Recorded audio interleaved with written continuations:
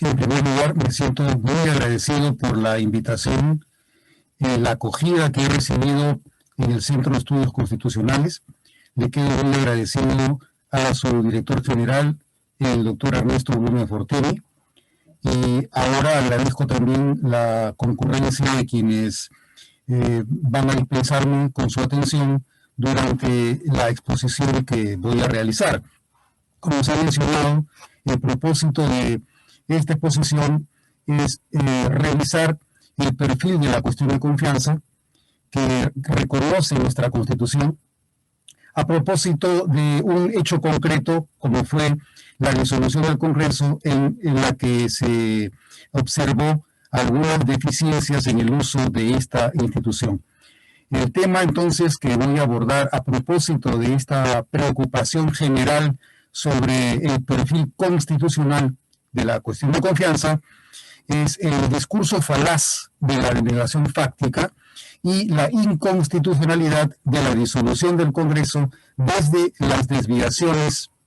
en que incurre tanto el gobierno como en su sentencia 6/2019 el Tribunal Constitucional. Las principales preocupaciones constitucionales que debe abordarse en relación con este tema podrían mencionarse brevemente de esta forma. En primer lugar, a partir del supuesto de la ausencia de transparencia política en el proceso parlamentario, ¿tiene competencia el Poder Ejecutivo para plantear una cuestión de confianza sobre el proceso de elección de magistrados del Tribunal Constitucional? Esa es una primera pregunta. La segunda es garantía de una decisión estatal segura, confiable o razonable, que la calificación sobre la concesión o rechazo de una cuestión de confianza se realice sobre la imputación que resulta de la apariencia de una voluntad no comunicada por quien debe expresar si la otorga o si la rehúsa. La tercera pregunta es si es compatible con el régimen de gobierno peruano que se desconozcan los procesos regulares de formación interna de la voluntad del Parlamento para una decisión en que el gobierno es directamente afectado y tiene interés particular en el resultado. Y la cuarta y última pregunta que estructuran la cuestión relativa a la disolución del Congreso como consecuencia del uso de la segunda cuestión de confianza es qué tan objetiva y políticamente imparcial puede ser la argumentación de los miembros del Tribunal Constitucional cuyo reemplazo está afectado por la decisión del Congreso y cuya permanencia puede ser de especial interés del gobierno. A partir entonces de estas cuatro preguntas, voy a desarrollar este tema en también cuatro partes que terminaré con una conclusión. El primer tema entonces le denominaré la celada de la transparencia. El Poder Ejecutivo, para empezar, fabricó una celada al Congreso. El señuelo fue invocar su supuesto interés en la primacía y vigencia de transparencia en el proceso de designación de los magistrados del Tribunal Constitucional. Basar el pedido de confianza en el supuesto interés superior en la transparencia de los actos estatales buscó producir la apariencia de legitimidad en la mayor garantía que ofrecía el Poder Ejecutivo frente al manejo que llevaba adelante el Congreso. La celada, en último término, sufrió los efectos esperados, porque el Tribunal Constitucional avaló la treta maquinada por el Poder Ejecutivo cuando simplifica de modo acrítico el relato engañoso de la cosmética gubernamental con el análisis que debió realizar respecto de la alegada genuina vocación de asegurar que los magistrados del Tribunal Constitucional sean elegidos en procesos públicamente accesibles. Dice el Tribunal Constitucional en los fundamentos 157, 158 y 166 de su sentencia 6/2019 CC que la cuestión de confianza planteada por el Poder Ejecutivo el 30 de septiembre de 2019 estuvo dirigida a buscar que se garantice un proceso transparente en la elección de los nuevos magistrados del Tribunal Constitucional. Para tal efecto, presentó el proyecto de ley 4847 que buscaba reformar el artículo 8 de la Ley Orgánica del TC, respecto del cual el presidente del Consejo de Ministros planteó la referida cuestión de confianza. Decía igualmente el tribunal, su fundamento 158, que el día 30 de septiembre de 2019, el presidente del Consejo de Ministros sustentó en el Congreso de la República la importancia que para el Poder Ejecutivo significaba que el proceso de elección de los magistrados del Tribunal Constitucional se llevará a cabo con márgenes amplios de transparencia y participación ciudadana. Y finalmente, en el fundamento 166, señaló que una de las formas elementales de garantizar la independencia de los jueces de las altas cortes, como lo es un tribunal constitucional, es a través de un procedimiento transparente de selección de sus miembros que garantice que quienes lleguen a ostentar tan alta magistratura sean personas verdaderamente idóneas para el ejercicio del cargo. Esto quiere decir que desde la perspectiva institucional de la garantía de la independencia judicial, un adecuado proceso de nombramiento y selección resulta ser un elemento básico e indispensable para contar con jueces realmente independientes, autónomos e imparciales. De modo complementario, el fundamento 217 de su sentencia decía que resulta coherente y legítima la preocupación del Poder Ejecutivo en que el supremo intérprete de la Constitución, como órgano jurisdiccional que es, esté integrado por miembros elegidos a través de un procedimiento dotado de la transparencia indispensable a fin de garantizar la legitimidad de las sentencias y resoluciones que precisamente está llamado a cumplir y hacer cumplir. Como notamos, las referencias que hago de los fundamentos recogidos en la sentencia 6/2019 CC del Tribunal Constitucional hacen todos énfasis en la necesidad de que el proceso de selección de los magistrados del tribunal sea un proceso transparente, reproche que se le hace al procedimiento seguido por el Congreso en el sistema que estaba utilizándose mediante invitación en septiembre del año 2019. No debe olvidarse al respecto,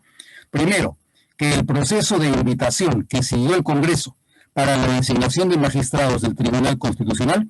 está legalmente reconocido y previsto desde junio de 2012. Segundo, que el mismo tipo y modalidad de proceso se ha seguido en procesos previos de designación de los magistrados del Tribunal Constitucional. Tercero, que la modalidad de invitación que se seguía en el proceso en curso fue originalmente aprobada por la Junta de Portavoces el 19 de noviembre de 2018 y convalidada por el Pleno en su sesión del 22 de noviembre del mismo año.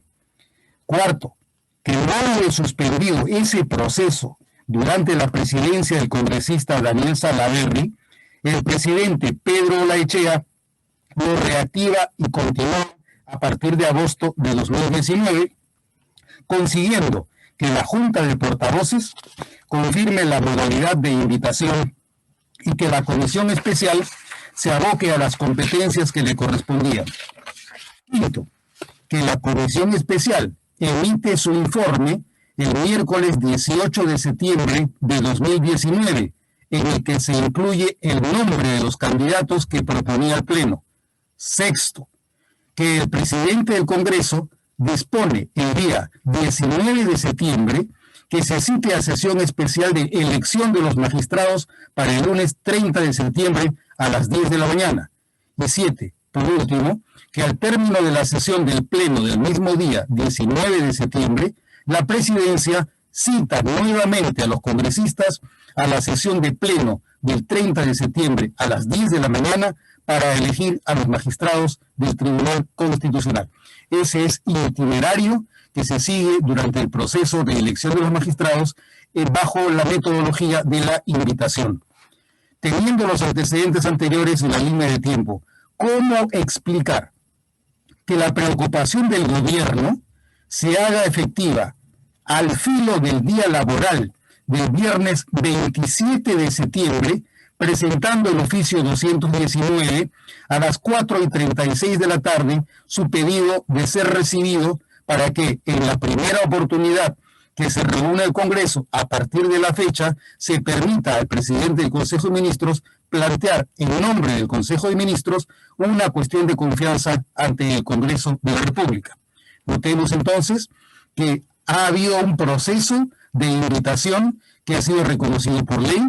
y que ha sido acordado por el Congreso desde el año 2018, pero solo se advierte la existencia de una incoherencia en la supuesta falta de transparencia solamente a partir del día 27 de septiembre del año 2019, faltando solamente 2 días para que se produzca la sesión a la que el Congreso había sido convocado el día 19 de septiembre. ¿Cómo explicar entonces que habiendo podido disentir sobre los riesgos de la modalidad de la invitación desde el 19 de noviembre de 2018, solo le resulte de incumbencia y preocupación la transparencia del proceso, al día siguiente en que la Comisión de Constitución había aprobado el dictamen con el que se recomendaba la no aprobación y el archivamiento del proyecto de reforma constitucional del Poder Ejecutivo para el adelanto de la conclusión del período constitucional y de elecciones generales para el tercer domingo de abril de 2020. Y además, faltando solo poco más de 60 horas para que la elección se realice. ¿O habría que deducir que no hubo condiciones de transparencia solamente a partir de la decisión de la Comisión de Constitución del 26 de septiembre de 2019 y hasta entonces, durante los 10 meses anteriores, la transparencia no estuvo bajo riesgo, peligro ni amenaza? Esa es la incoherencia que se advierte en el argumento en el cual se basa el Poder Ejecutivo para cuestionar la continuidad del proceso de elección de los magistrados del Tribunal Constitucional. En suma, ¿desde cuándo estuvo viciado el proceso de invitación por ausencia de transparencia? Desde la decisión del Congreso de modificar el artículo 8 de la Ley 29882 en junio y en octubre de 2012. Desde el 19 de noviembre de 2018, cuando la Junta de Portavoces opta por usar la invitación para la designación de 6 de los 7 magistrados. Recordemos que el señor Martín Vizcarra asume la presidencia de la República en marzo del 2018 y la decisión de utilizar el procedimiento de invitación se produce en noviembre. Por lo tanto, si la decisión del Congreso de utilizar el procedimiento de invitación se produce en octubre del año 2018, por lo tanto, en ese momento debió advertirse que había una incoherencia y había una falta contra la transparencia. O desde el 11 de marzo de 2019, que es cuando juramenta el Gabinete del Solar. Desde el 16 de septiembre, cuando la nueva Comisión Especial acuerda su plan de trabajo en sintonía con la decisión del 19 de noviembre del 2018. Desde el 19 de septiembre de 2019, cuando se cita a sesión de pleno para elegir a los magistrados de conformidad con la decisión que tomó la Comisión Especial, o solo desde el 26 de septiembre, cuando la Comisión de Constitución aprueba el dictamen con el que se recomienda el archivamiento del proyecto de ley del Poder Ejecutivo para el adelanto de elecciones generales. Aquí vemos las diferentes condiciones que se presentan en la línea de tiempo y cómo ocurre que la invocación de la falta de transparencia se presenta el día 27 de septiembre, cuando la situación que habría ocasionado la falta de transparencia debió haberse reconocido a partir del año 2012, en el peor de los casos, y en el mejor de los casos, en septiembre del año 2018, que es cuando, bajo la presidencia del congresista Daniel Salaverry, la Junta de Portavoces acuerda utilizar el procedimiento de invitación en similitud de condiciones a las observadas previamente con la designación de otros magistrados del Tribunal Constitucional. El argumento de la pretensión de transparencia, como se ve, no es un argumento sólido ni creíble. Se trató de afectar el ejercicio de una facultad parlamentaria constitucional valiéndose de un pretexto materialmente insubsistente para neutralizar el proceso de elección de magistrados que debilitaría el juego de fuerzas políticas favorables al Poder Ejecutivo en el Tribunal Constitucional. El segundo tema que abordo en esta exposición es el de la desnaturalización del régimen de gobierno. La argumentación del Poder Ejecutivo construyó la racionalidad de lo que denominó la denegación fáctica sobre la base de la imputación de una lógica parlamentaria reñida con los principios de cooperación orgánica y de lealtad política, a partir de un tratamiento fraudulento de los procesos constitucionales. No guarda mucha coherencia con nuestro régimen de gobierno, en efecto, que el sujeto pasivo de la confianza descalifique al sujeto activo, esto es, el titular de la confianza, y que, por lo tanto, tiene la potestad de votar y de decidir si la otorga o si la rehúsa, endilgándole una supuesta y presunta voluntad a partir de una conjetura con insuficiente y contraria base empírica.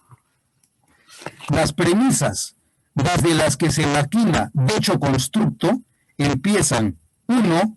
con la calificación de la irrupción violenta, intimidatoria y descortés del gabinete del Solar en el recinto parlamentario como una maniobra obstructiva, desleal y violatoria del parámetro constitucional que reconoce la facultad de los ministros de concurrir voluntariamente a las sesiones parlamentarias del Congreso al impedir que ingrese al salón de sesiones a plantear su cuestión de confianza. El segundo aspecto o premisa de este constructo es el rechazo de la cuestión previa de la congresista Indira Wilca para posponer e interrumpir el proceso de designación de los magistrados del Tribunal Constitucional que, según el esquema del Poder Ejecutivo, operó como la causa que generó el efecto fáctico al que el gobierno calificó como un rehusamiento del pedido formulado.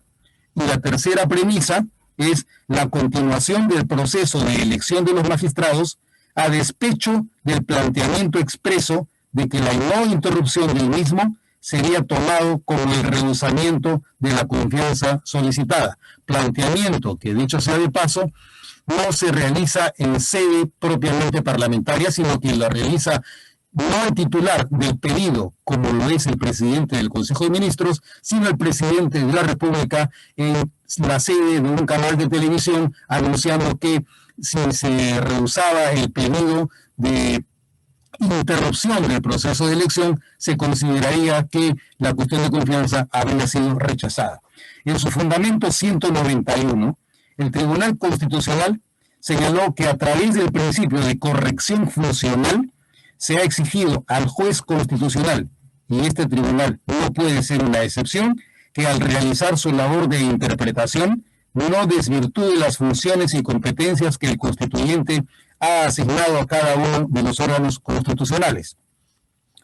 Negando, sin embargo, en los hechos el propósito enunciado en su fundamento 191, la sentencia 6/2019 CC del Tribunal Constitucional avala, acoge, ampara, protege y apadrina la tesis de la denegación fáctica que sostuvo en el acto de disolución del Congreso el señor Martín Vizcarra el 30 de septiembre de 2019 y, desde esa alternativa, deforma el perfil del régimen de gobierno peruano. Al hacerlo, obvia y desconoce en su totalidad los procesos regulares de formación de la voluntad corporativa en el Parlamento Nacional. Valida la atribución arbitraria que se toma el presidente de la República para calificar a su sola discreción y juicio unilateral, como rechazo de la confianza parlamentaria, la decisión que solo podía tomar el Congreso, y con esta, además, que el presidente de la República esté en capacidad de tomar decisiones prescindiendo tanto de la comunicación oficial de decisiones parlamentarias como de la consulta, deliberación y compromiso del gabinete en el que respalde su responsabilidad política por tan graves decisiones estatales como las de disolver el Congreso, a pesar de no contar con evidencia indispensable para proceder según su solo juicio se lo sugiere. El régimen de gobierno y el sistema constitucional que ahora define el Tribunal Constitucional ha quedado empírica y normativamente descrito como un diseño o arreglo en el que, a despecho de la axiología republicana de los principios que recoge nuestra ley fundamental, el Poder Ejecutivo tiene tal margen de discrecionalidad que, pretextando discrepancia con un proceso parlamentario, puede calificar la voluntad de la Asamblea a su conveniencia, y ello no obstante que el proceso regular de formación de la voluntad corporativa arribe a una decisión abiertamente contraria a la que quiere imaginar y le conviene al presidente de la República que su rival tiene. La pregunta es, ¿quién es el titular de la confianza? ¿Quién la cede, la presta, la concede o la otorga? ¿El que la pide? ¿O el depositario de la confianza popular en cuyo nombre se licencia con liberalidad fiduciaria a quien, porque no la tiene y porque la necesita, se la pide a quien la tiene bajo su dominio constitucional? Si el mismo órgano o instancia que pide confianza es quien decide si la tiene o no, la solicitud es inútil, inefectiva e inservible, porque convierte al titular de la confianza en su propia marioneta, y el proceso constitucional de dirección política en el que es partícipe el Congreso en un acto de ventriloquía del gobierno. Para responder estas interrogantes será necesario además revisar y acercarnos a la naturaleza del acto concesorio o desestimatorio de la confianza en nuestro régimen parlamentario. El tercer tema, entonces, que voy a abordar es el del carácter expreso de la concesión o rehusamiento de la confianza parlamentaria. En su fundamento 131, el Tribunal Constitucional señaló que la denegatoria de confianza de esta propuesta general significará que el presidente de la República deba optar por una fórmula más amplia de consenso con la línea política trazada por la mayoría del Congreso de la República. En estos casos, es decir, en el caso de la llamada investidura, la denegatoria de la confianza suele estar plasmada en un acto expreso del órgano legislativo, el cual es la votación. Añade sobre este nuevo tema en su fundamento 131 del Tribunal. No suele presentarse en los escenarios a los que se refiere el artículo 130 algún problema respecto de la posibilidad de una denegación tácita de la confianza, ya que no es objeto de debate una propuesta particular, sino el eje mismo de las medidas a ser empleadas por el gobierno. En consecuencia, el Tribunal Constitucional niega que fuera un requisito característico de la cuestión de confianza que ésta deba otorgarse o negarse de modo expreso. Afirma que los solos hechos pueden significar la voluntad del Congreso en sentido concesivo o denegatorio. Sin embargo, en el fundamento 134, el tribunal indicaba que, a diferencia de lo que ocurre en el acto de investidura, en estos casos suelen someterse a confianza del Congreso de la República la adopción de una considerable cantidad de medidas. Sin embargo, no puede dejar de considerarse que lo que será objeto de análisis por el órgano legislativo es una cuestión que, de ser planteada así por el presidente del Consejo de Ministros, puede generar la crisis total del gabinete. De este modo, decidir algo tan esencial como la gestión del Poder Ejecutivo y cuya negación supone la existencia de una crisis total del gabinete es algo que amerita que la decisión tenga que ser en principio de carácter expreso y a través del acto de la votación. De modo similar, en el fundamento 136, el tribunal afirmó que no supone que este tribunal sea ajeno a advertir la posibilidad de que en un afán de evitar asumir su responsabilidad política, el Congreso de la República pueda, al menos formalmente, votar a favor de la confianza pese a que, en los hechos, no adopte ninguna medida que materialice dicha manifestación de voluntad.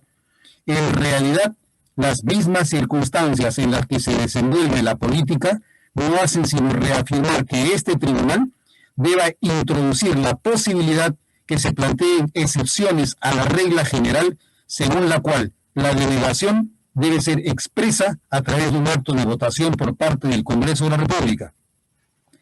Con esta intervención hermenéutica, el Tribunal Constitucional opta por inmiscuirse en la calificación de la voluntad política del Congreso. Y por eso es que, más allá de la voluntad que efectivamente prefiera declarar y manifestar el Congreso, interviene como saorí o como taur para corregir y enmendar el sentido en que a su juicio quiso expresarse el Congreso. En buena cuenta, el Tribunal Constitucional se toma la atribución de desviar la voluntad corporativa de un órgano ajeno para conducirla hacia la que le parezca políticamente más afín a una racionalidad que lo afecta y que además el propio Tribunal Constitucional produce y fabrica sin consideración mayor a la voluntad representativa de quienes tienen la competencia para expresar la voluntad popular. Por lo tanto, el Tribunal Constitucional, al reemplazar así la voluntad del Congreso como si necesitaran de curador, usurpa una competencia de la que está privado y la reemplaza políticamente con la voluntad que a su criterio debió contener la decisión que el Congreso adopta. En coherencia con el designio usurpativo con el que el Tribunal Constitucional desvía los sentidos y significados de la voluntad corporativa del Congreso, en su fundamento 137 añade que no queda ninguna duda que el acto de votación es un signo considerable respecto de la decisión del Congreso de la República, pero ello no puede impedir que, en supuestos excepcionales, como el presentado en este caso, sea posible asumir que incluso una votación favorable puede disfrazar una intención de no brindar la confianza solicitada. Repárese que el Tribunal Constitucional habla de intención y habla de disfraz. En buena cuenta, el Tribunal Constitucional se yergue como referir de la voluntad que supuestamente de modo autónomo debe expresar la Asamblea e imputa al Congreso una voluntad distorsiva y simulatoria a partir de su sospecha de que el Congreso hubiera ocultado su voluntad real, no obstante la voluntad que expresamente se debate, consulta y se aprueba por la Asamblea. La gran incógnita es con qué técnica, con qué método y con qué medio el Tribunal Constitucional puede desentrañar los sentidos ocultos de una voluntad corporativa, habida cuenta que no existe una sola mente colectiva en que se condense esa intencionalidad simulatoria, sino más bien una suma de mentes colectivas en ninguna de las cuales puede tampoco penetrar el análisis psiquiátrico o psicoanalítico del Tribunal Constitucional para corroborar con certeza una voluntad colectivamente coincidente y diversa de la voluntad que se declara en el acto de votación. Téngase presente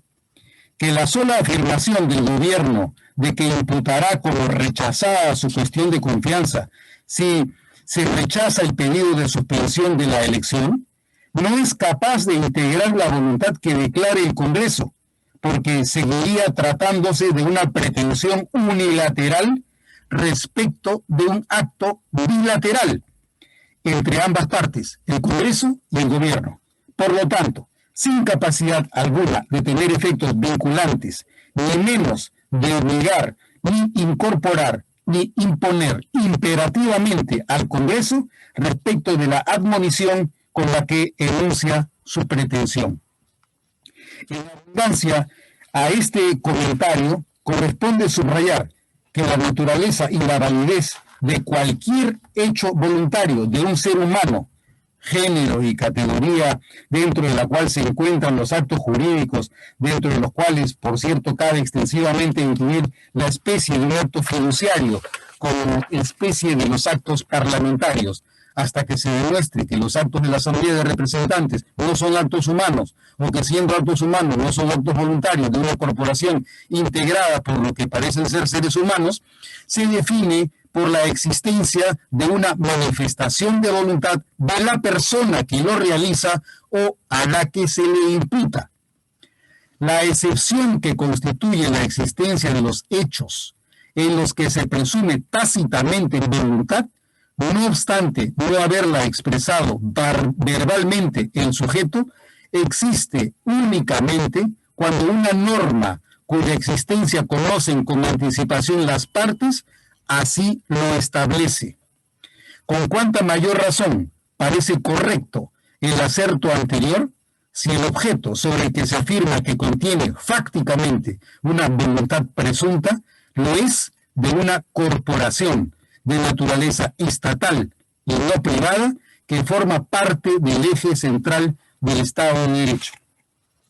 Cuando el gobierno construye la figura de la delegación fáctica,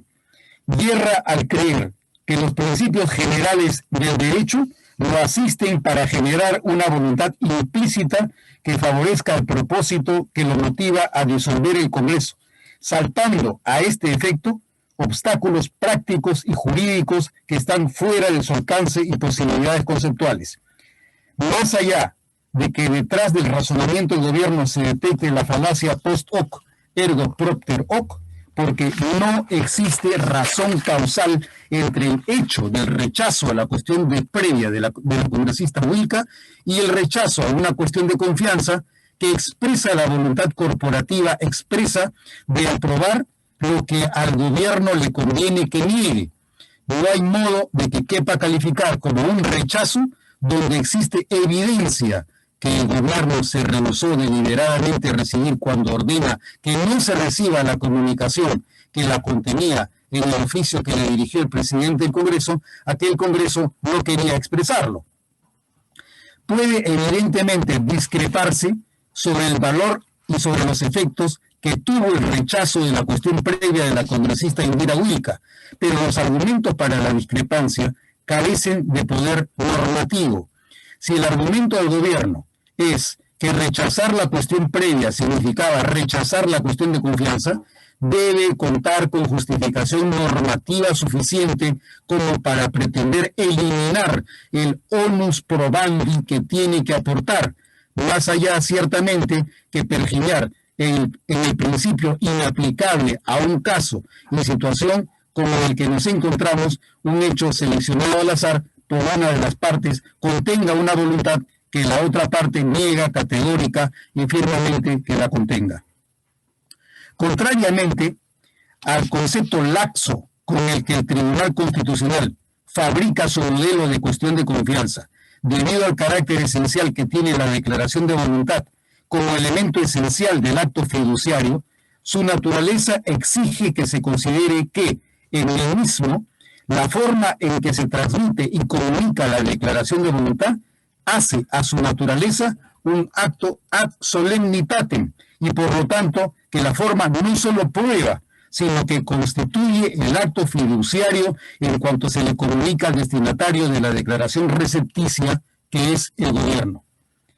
La premisa del gobierno, pues, carece de sustento, porque a diferencia de lo que puede ocurrir en instancias de comparativamente menor o el escaso número de miembros, como podría serlo un directorio, un consejo de Estado o como un consejo de ministros integrados por no más de 20 miembros, en cuerpos estatales representativos, mucho más numerosos, en los que quienes los integran no comparten una misma o similar visión básica de la dirección que debe asumir el país, solo es posible conocer con certeza su voluntad si se observan y agotan los procesos ad hoc diseñados para asegurar la identidad de la decisión corporativa. El proceso de formación de la voluntad organizacional en las asambleas políticas tiene una finalidad cuyo objetivo es garantizar y salvaguardar que la decisión que se adopte corresponda con certeza y seguridad a la voluntad que efectivamente tiene la Asamblea respecto de la materia que expresamente se pone a consideración y votación. Las asambleas representativas, en efecto, están compuestas por miembros o integrantes que no solamente no están unidos a partir de visiones, objetivos homogéneos ni de visiones comunes, sino que pertenecen a su vez a varias agrupaciones políticas de visiones distintas y contrarias del país, de la historia, de los proyectos, de las acciones a tomar y de las actitudes con las cuales debe adoptarse una línea de acción, agrupaciones que además tampoco son necesariamente disciplinadas ni cohesionadas a su interior, existiendo tendencias y divisiones que incluso a veces trascienden públicamente, mostrando la falta de liderazgo claro en la agrupación. Es precisamente por la naturaleza plural y por la diversidad como elemento sustancial en la composición de la Asamblea Representativa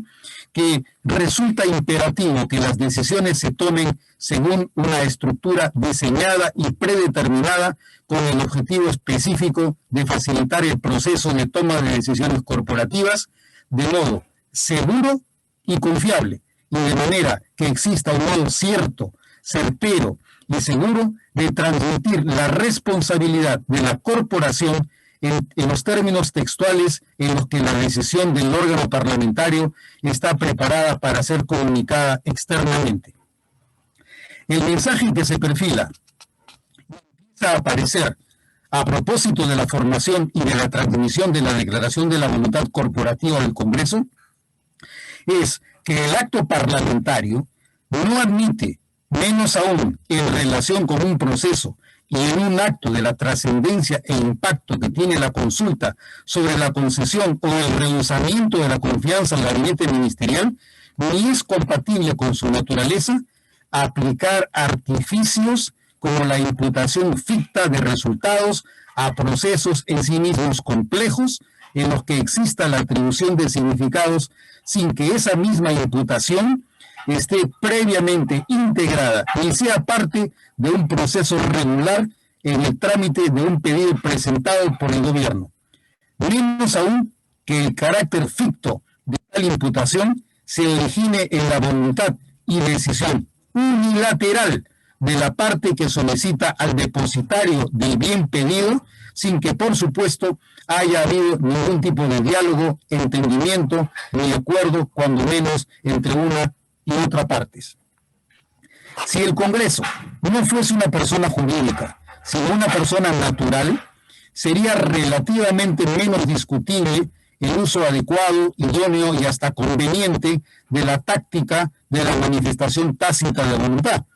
En una entidad como lo es una corporación estatal, sus actos se forman regularmente a través de procesos formales y en su caso solemnes, estrictamente normalizados, a través de protocolos que la autoridad observa en signo de garantía, de certeza y de seguridad de la voluntad corporativa.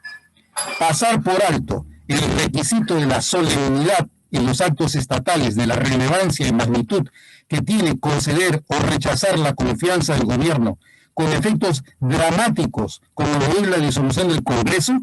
puede conceptuarse como un indicio de impericia grave en el manejo de las relaciones de interacción intraestatal.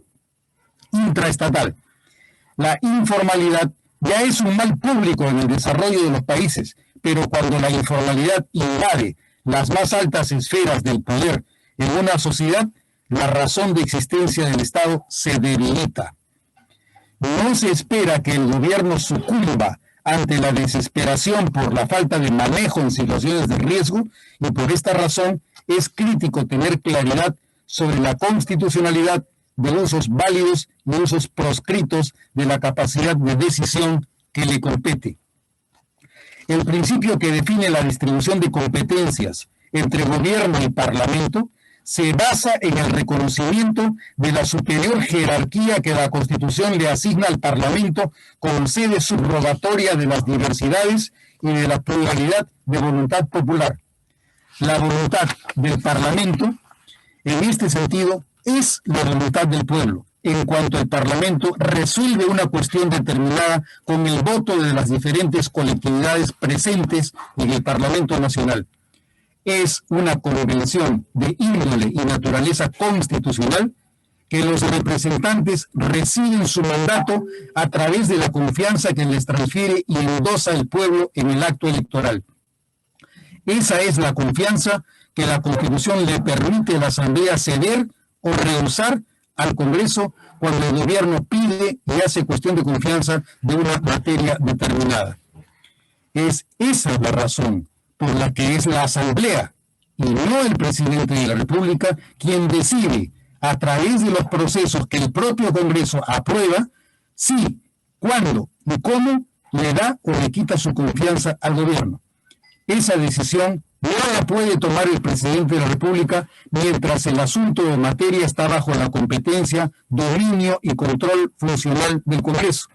Y si lo hace, transgrede, desconoce y viola la distribución de competencias constitucionales que nuestra ley fundamental establece. Por esta razón, los enunciados del gobierno no son exigibles. El gobierno no puede imponer una sucesión de deducciones que según su juicio valdrán como una aprobación o como un rechazo. Simplemente esa facultad no le está asignada ni atribuida al Poder Ejecutivo y por esta razón el exceso no genera obligación en el sujeto que goza de discreción para negar la confianza o para concederla. El error de concepto y de comprensión del Poder Ejecutivo importa una afectación seria en la dinámica y en el sistema de relaciones entre ambos poderes del Estado. El carácter representativo del régimen político peruano homologa en un mismo plano ciertamente a ambos poderes del Estado. Ni uno ni otro es superior y cada uno tienen definidos los ámbitos de sus respectivas competencias. Dentro de cada competencia y función, cada poder del Estado ejerce el dominio que la Constitución le atribuye y reserva. Cada uno de los dos poderes del Estado tiene una función política a su cargo y ni uno ni otro puede recortársela al otro. A partir de la igualdad formal entre ambos, sin embargo, los correspondientes ámbitos de autonomía competencial les significan primacía con carácter excluyente y, si cupiese duda en un caso de simetría competencial, la apariencia de equivalencia debe resolverse de acuerdo a la axiología fundamental de nuestra cultura y de nuestros principios constitucionales. El Congreso es la sede en que se concentra la diversidad, la pluralidad y la heterogeneidad de las diferencias. Su legitimidad se basa en los resultados de las elecciones y ellas reflejan la voluntad popular sobre la composición política de las mayorías. El gobierno, por su parte, es el símbolo más notable de la autoridad para conducir el país según las políticas que apruebe y que además sean objeto de respaldo de la Asamblea de Representantes de la República. En algunas materias, uno de los poderes tendrá mayor libertad y discreción para tomar decisiones y operar según su criterio, y en otras dependerá de la decisión y voluntad que exprese su contraparte. En materia de la formación y de la remoción del gobierno, nuestra Constitución prevé la concurrencia de ambos operadores. Uno, el presidente de la República, para designar y remover a su albedrío, y otro, el Congreso, para rechazar la designación que realiza el presidente de la República. Una vez que el presidente de la República designa el gabinete, la Constitución presume que el gabinete puede hacer efectivamente todas las funciones propias de cada sector ministerial. La presunción se rompe única y exclusivamente si el Congreso vota la censura o el rechazo de una cuestión de confianza planteada. La palabra clave para que la presunción se mantenga o pierda vigencia, por lo tanto, es que exista una decisión de la Asamblea de retirar la confianza a un gabinete respecto del cual se presume que la tiene y que solo la pierde con el voto del Congreso que determine que censura al ministro o que resuelva que la confianza solicitada la pierde o no se le renueva. El órgano del que depende, por lo tanto, la condición de la permanencia de la confianza no es el Poder Ejecutivo, es el Congreso. Si el Congreso es el órgano del que depende si la confianza existente es remitida, tachada o reiterada o cancelada, no parece claro ni razonable que el presidente de la República anteponga su rol, señalando los términos en los que dará por satisfecho el pedido de confianza del gobierno y que lo haga, además, por un canal inconducente como lo son los medios de comunicación, en los que no cabe definir los contenidos efectivos de las declaraciones de voluntad sobre las que debe pronunciarse el Congreso. ¿O será que estamos ante un tipo de Estado en el que la organización y los procesos institucionales se deben supeditar y subordinar a la comunicación y a los procesos mediáticos? Que se sepa, la Constitución no reconoce para el Perú un tipo de régimen político ni mediático ni mercadoscópico. El cuarto de los temas, y último, es el relativo a los alcances de la cuestión previa. Como vamos viendo, estamos avanzando al revés. Todo empezó con una cuestión previa, pero la cuestión previa finalmente es el punto crítico en el cual vamos a advertir cómo no tenía ningún sentido imputarle al rechazo de la cuestión previa el valor del rechazo a la cuestión de confianza. ¿Qué es lo que decide el Pleno del Congreso cuando se debate y vota una cuestión previa? En su fundamento 212 dijo el Tribunal Constitucional que el presidente del Consejo de Ministros planteó la cuestión de confianza no solo en relación con la deliberación de un proyecto de reforma de la ley orgánica del Tribunal Constitucional para conseguir transparencia, sino también con el propósito de postergar el proceso de elección de los magistrados que se desarrollaba en ese momento. Así, la votación efectuada por el Congreso de la República manifestó la aceptación del primer punto planteado, mas no del segundo, ya que el Pleno del Congreso procedió a continuar con el acto de la elección de los magistrados.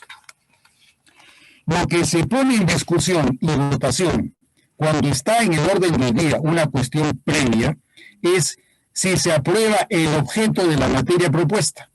Es decir, si lo que se vota es si se interrumpe el proceso en curso de designación de los magistrados del Tribunal Constitucional,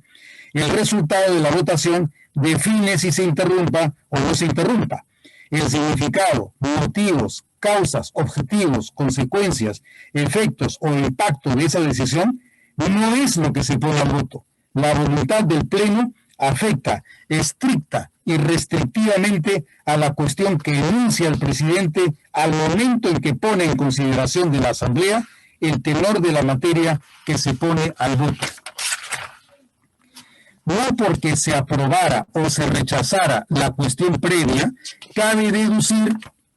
que la voluntad del Pleno fue otra cosa, ni más ni menos, que lo que de modo concreto se votó.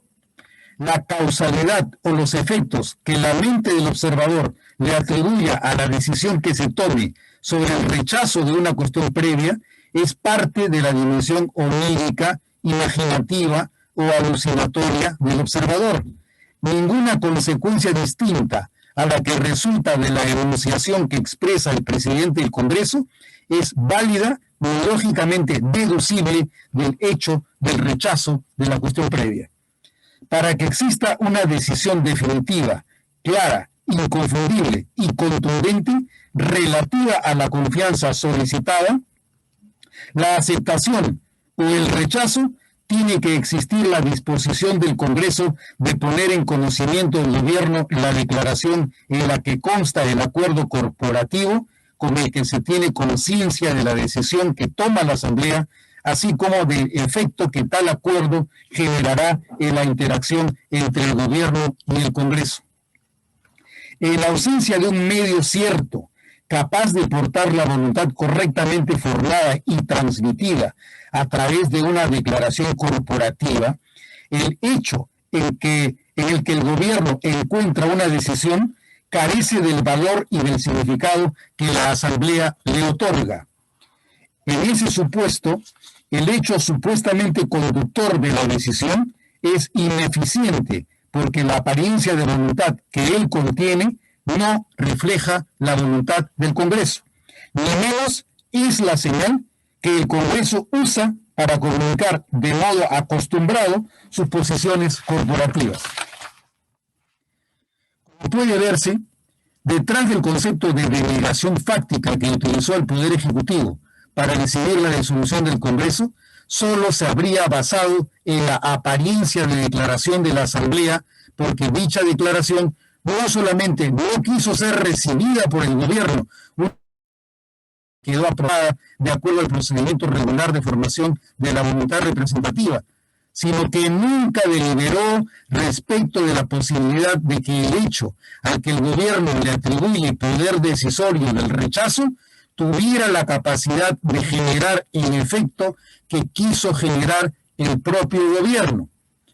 Pero además, e independientemente de la posibilidad material de aceptar como válida una manifestación tácita de voluntad, cuando el Congreso carece de intención, propósito o voluntad efectiva de rechazar la confianza solicitada, cabría plantear el supuesto de que el hecho al que el gobierno le atribuyera la capacidad o el valor para rechazar la confianza referida consistiera en el silencio o en la abstención de expresión de la declaración de otorgamiento de confianza por el Congreso. La pregunta, en este supuesto, nos conduciría a la cuestión respecto a las condiciones o criterios de acuerdo a los cuales una manifestación tácita de rechazo de la cuestión de confianza a partir de la apariencia que le generara al gobierno un hecho determinado del Congreso pudiera generar confiablemente una decisión que no dejara en estado de indefensión al Congreso, en grado tal que éste pudiera negar toda responsabilidad respecto del hecho en el que el gobierno significa un rechazo que no coincide con la decisión que pretendiera declarar ni comunicarle el Congreso. Cuando se formula la cuestión previa, su autora, la congresista Wilca, no la asocia, pudiendo hacerlo en su intervención, al discurso del ministro del Solar.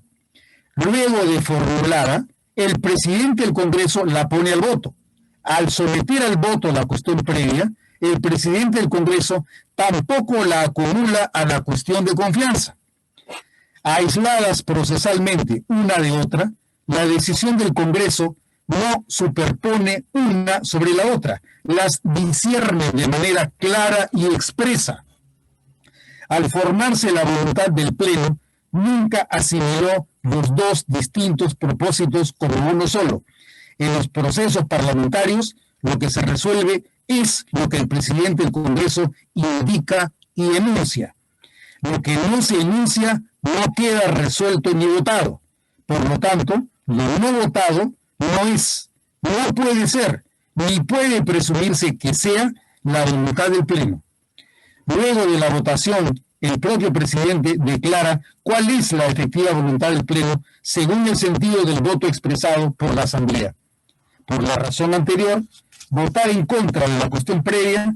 podría deberse posiblemente como una alternativa, que es por la que opta el gobierno a oponerse a la cuestión de confianza. Esa alternativa es sobre la que construye la delegación fáctica del presidente de la República, dejando de valorar la diversidad de distintos significados posibles y obviando, además,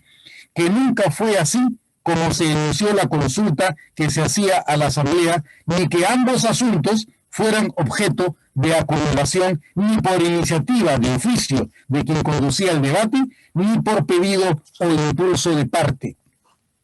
Entre los distintos sentidos de oposición a la cuestión de confianza, Uno entre varios es el que escoge y decide el gobierno como relevante y válido, y los otros le resultan descartables, inválidos, infundados o simplemente invisibles o inexistentes. Votar en contra de la cuestión previa también podía significar, en el escenario más simple, sencillo y menos complejo posible, que la voluntad de la Asamblea era mantener la agenda para la que el Pleno fue convocado con más de 10 días de anticipación. A este efecto, debe tenerse presente que el proceso por invitación no fue una opción que hubiera tomado la Comisión Especial de espaldas al Pleno, sino que, conforme a ley, se trató de una decisión tomada por la Junta de Portavoces que luego fue informada y comunicada al Pleno. Con el conocimiento y aval del Pleno, la Comisión Especial siguió el procedimiento de designación. Se tomaron las propuestas que alcanzaron los voceros de los grupos parlamentarios presentes en dicha comisión y luego de la evaluación que se realiza, se eleva el informe al Pleno. Dentro del marco de lo plausible, en medio de la diversidad polisémica, tanto el presidente de la República como el propio Tribunal Constitucional sesgan la rigidez de su juicio y asumen con ceguera conceptual que lo que ven es lo que es, sin admitir que prefieren no querer ver otros aspectos fácticos a los que por incomodidad argumentativa prefieren negarles valor y gravitación semántica o interpretativa. Para ambos, el presidente de la República y el Tribunal Constitucional, se trata de una realidad monosémica, y la realidad es que el único significado que creen existir detrás de los hechos es, cuando menos, no único, y además, como se ha referido, más de uno. Según el esquema argumentativo del presidente de la República, el hecho del rechazo de la cuestión previa era el medio eficaz para cumplir la finalidad de rechazar la cuestión de confianza. Si ese esquema fuera válido, tendría que probar, demostrar o contar con evidencia de que la intención, finalidad o propósito efectivo del Congreso pudiera ser o haber sido realmente el rechazo de la cuestión de confianza, para lo cual el Congreso se había valido del rechazo de la cuestión previa de la congresista única. ¿Tiene alguna evidencia o cuando menos cuenta con algún indicio el presidente de la República que pueda ofrecer como sustento de que el Congreso haya querido o haya tenido la voluntad de rechazar la cuestión de confianza, de modo que pueda válidamente sostenerse que el medio eficaz para rechazarla haya sido, según la supuesta intención del Congreso, el rechazo de la cuestión previa? Al parecer, nos encontramos más bien ante un caso en el que el raciocinio de ambos, el presidente de la República y del Tribunal Constitucional, no es propiamente ni un argumento ni un fundamento, sino un sofisma. Ambos afirman que el hecho es monosémico e ignoran la naturaleza, el contenido, los alcances y los efectos de una cuestión previa en los procesos parlamentarios. Lo menos que se puede decir es que el hecho nuevo y concreto del rechazo de la cuestión previa es un hecho que no admite su reducción al único y conveniente significado que le imputan el gobierno y el Tribunal Constitucional. El rechazo de la cuestión previa de la congresista Wilca no significa ni contiene la intención de la Asamblea de negar la cuestión de confianza. La sola constatación de que exista más de una eventual consecuencia habría exigido que en primer término se demostrara que el voto y que además la voluntad de la Asamblea no haya sido rechazar lo que literalmente pidió en su cuestión previa la congresista Wilca. Si bien es admisible en el plano de lo imaginable, de lo meramente libidinal o de lo onírico, que habría la posibilidad de que el Congreso pudiera haber tenido la finalidad de rechazar la cuestión de confianza, y que uno de los tantos medios elegidos pudiera haber sido el rechazo de la cuestión previa de la congresista Wilca, lo mínimo exigible para aseverar que esta deducción es válida tendría que ser la verificación de signos externos u objetivos mínimamente adecuados, distintos a la sola afirmación de lo que dicen el presidente de la República y de los disfraces que cree encontrar el Tribunal Constitucional en los que existan indicios elementales de los contenidos volitivos de la Asamblea. No existiendo indicios ciertos, mínimos ni elementales de contenidos de voluntad tales como el dicho del presidente de la República y del Tribunal Constitucional, no es más que eso, las palabras que emiten sin prueba ni hechos que las respalden más allá de su buen o malévolo deseo.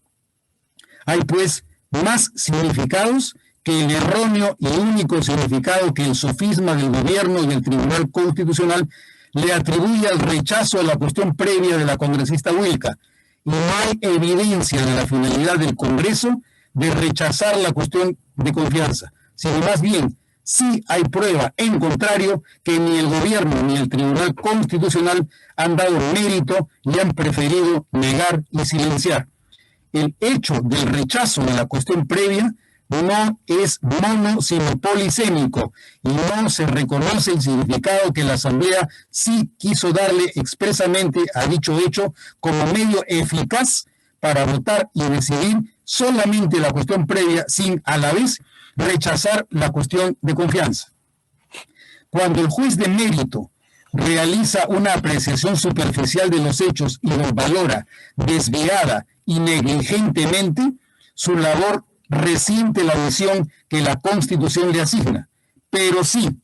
además de las insuficiencias en el proceso de apreciación y valoración de los hechos, el juez de legitimación crea normas apócrifas e inexpresas, vaciando por añadidura las competencias de uniforme reconocimiento que en el régimen de gobierno han sido parte del Parlamento Nacional. Con su ligereza y permisividad, el Tribunal Constitucional defrauda su misión y razón de ser e incurre en grave daño al régimen de gobierno que queda expuesto en adelante a grados riesgosos de concentración de poder en el Poder Ejecutivo en general y en el cargo del Presidente de la República en singular. La acción del Tribunal Constitucional en este sentido contraría y niega la naturaleza republicana de nuestro régimen político. Por último, expongo conclusiones y con eso daré por terminada mi ya larga exposición. La denominada denegación fáctica es una interpretación incorrecta con la que se pretende imputar el rechazo de la segunda cuestión de confianza a partir de un acto inválido uno, por haber resultado de un acto intimidatorio, vis compulsiva, del presidente del Consejo de Ministros. 2. Inválido porque se invocó un supuesto jurídicamente improcedente, como fue la interrupción de un proceso en el que el Congreso era el titular constitucionalmente excluyente sobre materia a él reservada. 3. Inválido porque espuriamente se imputó una voluntad falaz a la corporación parlamentaria de la que carecía cuando se rechazó la cuestión previa sobre la interrupción del proceso de elección de los magistrados del Tribunal Constitucional. 4. Inválido porque nunca se votó el proyecto de ley presentado como objeto material de la cuestión de confianza y por lo tanto quedó pendiente la consulta sobre la concesión o rechazo de la cuestión de confianza. Y 5. Inválido porque quien así lo califica incumplió los requisitos constitucionales para decretar esa invalidez. Debido tanto a la impericia o al mal manejo de una sesión en la que se permitió la injerencia indebida del presidente del Consejo de Ministros al supuesto amparo del artículo 129 de la Constitución, como a la injustificada e improcedente pretensión del propio presidente del Consejo de Ministros de plantear una cuestión de confianza respecto de una materia en la que el Poder Ejecutivo no tenía competencia constitucional ninguna, como no era su propósito de interrumpir el proceso de designación de los magistrados del Tribunal Constitucional, corresponde calificar como improcedente ese extremo de la cuestión de confianza. La improcedencia de la pretensión del gobierno de hacer objeto de su cuestión de confianza una materia constitucionalmente privativa y exclusiva del Congreso niega la acción del gobierno según la cual califica de denegación fáctica un hecho que no contiene la voluntad efectiva que le imputa, porque la negación de confianza tiene lugar sola y únicamente cuando, valorado el fondo del asunto, este se desaprueba o se rechaza de manera consciente, explícita y expresa. La cuestión de confianza no se presume ni puede imputarse tácitamente por el sujeto cuya pretensión es objeto de control por la instancia a cargo o titular del otorgamiento de la confianza. Por esta razón, el extremo de la cuestión de confianza sobre la interrupción del proceso de elección de los magistrados del Tribunal Constitucional es improcedente y, por lo tanto, la invocada delegación fáctica no tiene amparo constitucional. La disolución del Congreso, por último, no es por tanto, acto ni válido ni constitucional. Y por esta razón, el presidente de la República y todos los ministros que integran el gabinete que ha avalado con su presencia la decisión presidencial, así no hubieran participado del acuerdo del Consejo de Ministros que había sido necesario que existiera como condición previa para que la disolución se realizara según el parámetro de nuestra constitucionalidad textual e histórica, son política y constitucionalmente responsables por la infracción cometida por el presidente de la República. Con esto doy por concluida la exposición que tenía el propósito de presentar ante este auditorio y ante el Centro de Estudios Constitucionales que preside el doctor Ernesto Lugo Fortini. Muchas gracias por su atención. Doctor César Delgado, le damos las gracias, no sin antes, si pudiese usted absolver algunas preguntas del ciberauditorio con su venia, ¿es posible? Por supuesto que sí. Muchas gracias, doctor. Vamos rápido entonces con estas preguntas.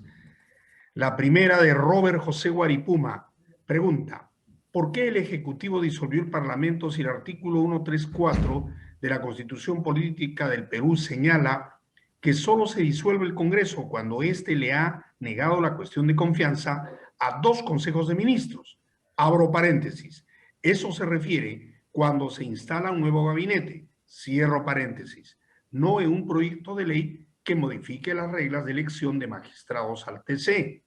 Y por otro lado, dice este asistente, el Ejecutivo solo puede proponer proyectos de ley dentro de su materia.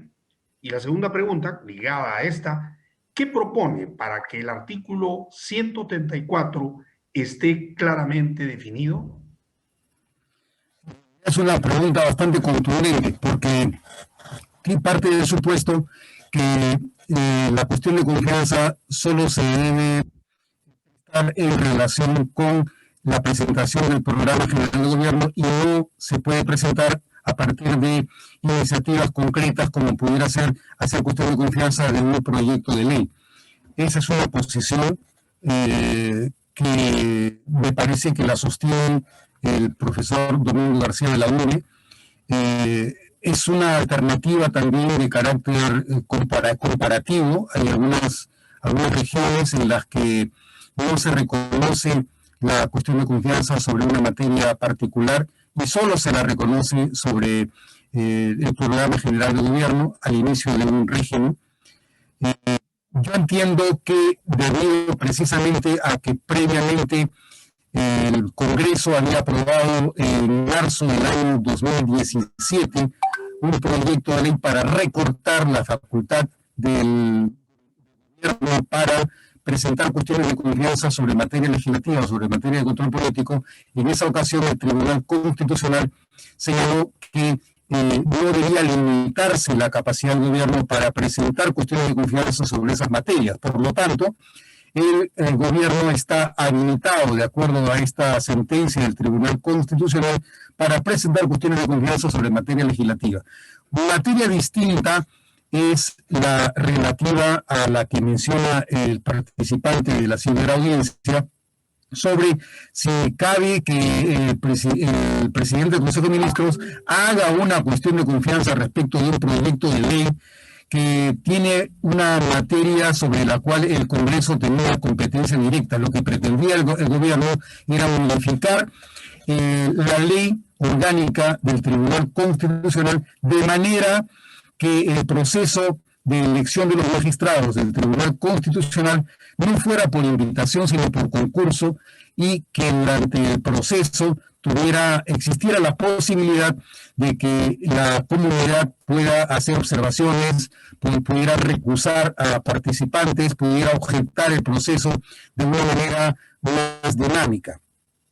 Este proyecto de ley nunca fue objeto de debate por el Congreso. Se presentó, no se debatió. El problema no era el contenido en sí mismo, sino la pretensión que tenía el gobierno de que este proyecto interrumpiera el proceso en curso en el Congreso, para que el proceso que se estaba ya desarrollando y que había empezado con la invitación, con el recuerdo que había hecho el entonces presidente del Tribunal Constitucional, doctor Ernesto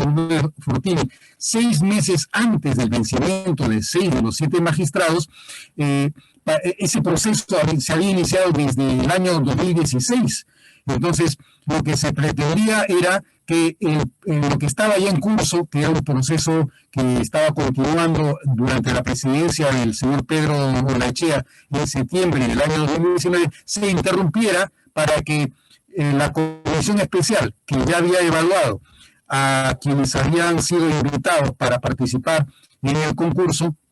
se interrumpiera y no concluyera. El propósito, obviamente, puede verse desde el punto de vista evidentemente constitucional o normativo, pero también puede verse desde el punto de vista político. Desde el punto de vista constitucional, lo que a uno le llama preocupación es que la idea era interrumpir el proceso con el propósito de que se aplicara el principio o la regla de la teoría de los hechos cumplidos, es decir, se aprueba la nueva norma y la nueva norma interrumpe los efectos de las reglas creadas con anterioridad. Por lo tanto, sería aplicable incluso al estado del proceso en el que se encontraba la elección de los magistrados, uno de los cuales fue elegido, que fue el señor Gonzalo Ortiz Ceballos. Entonces, esa es la dimensión propiamente jurídica, pero la dimensión política, que también que era objeto de la deliberación y de las consideraciones entre los actores de los procesos políticos, era que la composición del Tribunal Constitucional le resultaba políticamente favorable al presidente de la República, y cualquier modificación en la composición del tribunal podría afectar el efecto que podría tener la recomposición con integrantes del Tribunal Constitucional menos favorables a las posiciones del presidente de la República o del gobierno. Entonces, ahí hay más de un ángulo que perfilar en la pregunta que formula el participante. Creo que con eso podría haber adelantado algo. El tema da probablemente para mucho más, pero yo diría que, de acuerdo al tenor que tiene actualmente el artículo 134 de la Constitución, probablemente podría hacerse algún tipo de ajuste para que conste en el texto constitucional los alcances precisos de la manera en la que se puede presentar los pedidos de confianza y, quién sabe, mejorar también el rol que tiene el Congreso como único y monopólico titular del proceso fiduciario en el que el gobierno participa. Doctor, tenemos esta última pregunta, es casi un poco amplia, de Juan Jécar. Dice, ¿no cree usted que está disminuyendo desde su posición las facultades constitucionales del Tribunal Constitucional reguladas en los artículos 201 y 202, inciso 3? ¿Las está dejando de lado? Pregunta 1. Pregunta 2. Ante la cuestión no votada y reconocer una cuestión fáctica, ¿dónde quedaría el nexo entre el hecho y su efecto como hecho jurídico generado? Y esta tercera y última pregunta, que va en el paquete, dice, ¿no cree usted que su posición otorga un blindaje al Congreso, dejando de lado los contrapesos que debería existir entre poderes? Gracias. Es la pregunta de Juan Jécar. La pregunta está relacionada con la eventual devolución de las competencias del Tribunal Constitucional para resolver conflictos de competencia. Yo no niego que esa sea una competencia. Lo que ocurre es que el Tribunal Constitucional, cuando se aboca a la materia, lo hace de una manera incorrecta o impropia. ¿Por qué? Porque trata de encontrar en la voluntad explícita del Congreso un acto simulatorio, hablando de intención y de disfraz. Cuando el Tribunal Constitucional se pretende convertir en un agente de la interpretación de la intencionalidad de una corporación, me parece que estaríamos ingresando a un terreno más propio del diván que de un acto evidentemente argumentativo. No me parece que el Tribunal Constitucional haya acertado cuando ha analizado las pretensiones del gobierno, desconociendo los procesos parlamentarios y la naturaleza de los actos con los que el Congreso resuelve las dudas o los temas que son objeto de una consulta. El desconocimiento de la importancia que tiene para el Congreso que se observen sus reglas es crítica para que haya garantía de las decisiones que él toma. Por ejemplo, cuando se tiene que formular la agenda de una sesión, el presidente del Consejo de Ministros ingresó abruptamente al amparo supuestamente del artículo 129 de la Constitución, que señala que los ministros pueden concurrir voluntariamente al Congreso, ingresó y pretendió cambiar la agenda de la sesión, pero la agenda de la sesión ya estaba predeterminada de acuerdo al reglamento del Congreso con 10 días de anticipación, observando lo que la ley señala. Cuando el tribunal desconoce que los procesos parlamentarios se rigen por las normas que el propio reglamento señala, está violando la autonomía con la que el Congreso puede normar su propia conducta. Por eso es que me parece que no hay ningún tipo de desconocimiento de la competencia en abstracto del Tribunal Constitucional, sino también un mal uso de esa competencia al generar un artificio según el cual el presidente de la República, que es quien pide la confianza, es quien decide si el Congreso, a pesar de haber seguido su procedimiento regular, se la ha otorgado o no desde las pantallas de televisión. Lo que hizo el señor Martín Vizcarra no fue atender al proceso reglamentario del Congreso, sino a ver en televisión qué cosa es lo que había ocurrido, y a partir de su visión de desarrollo de una sesión se formó una opinión. No le dio ninguna oportunidad al Congreso de expresarle a él directamente mediante una comunicación oficial cuál había sido el resultado del proceso. Ese fue el acto en el que puede advertirse cierta malevolencia dentro del proceso de denegación de la confianza que le imputó el presidente de la República al Congreso.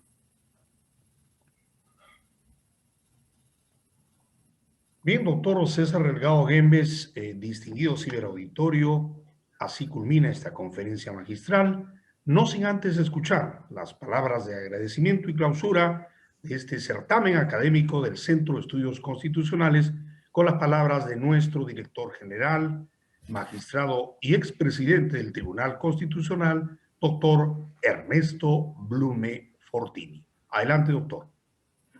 Muchas gracias. Buenas noches con todos ustedes. Debo en este acto expresar a nombre del Centro de Estudios Constitucionales nuestro más sincero agradecimiento al doctor César Delgado Guembes por su importante disertación sobre este tema, que ciertamente es un tema polémico, que en el propio tribunal ha tenido posiciones divergentes, al punto que la sentencia salió por una mayoría y no por unanimidad. La disertación que hoy nos ha hecho demuestra la apertura del Tribunal Constitucional y del Centro de Estudios Constitucionales hacia lo que constituye un derecho, el derecho de crítica a las resoluciones judiciales y a lo que es básico en toda actividad académica: tener en cuenta, acceder, tomar en consideración las diversas posiciones cuando se trata un determinado tema. No únicamente la posición, digamos, oficial de una institución, sino en lo académico debe haber apertura, debe haber oportunidad a la exposición de las distintas posiciones para que los participantes, a su vez, puedan tener al alcance suyo lo que expresó, por ejemplo, una sentencia y lo que expresan los doctrinarios que la analizan. Ello permitirá a cada uno tener un criterio propio, hacerse de un juicio y, obviamente, avanzar en su proceso instructivo y formativo. Y yo quiero entonces reiterarle al doctor César Delgado Guembes, que es indiscutiblemente, yo diría, el más calificado conocedor del derecho parlamentario en el Perú, su valiosa participación. Y comprometerlo para que nos apoye en otros eventos académicos que organicemos aquí en el Centro de Estudios Constitucionales.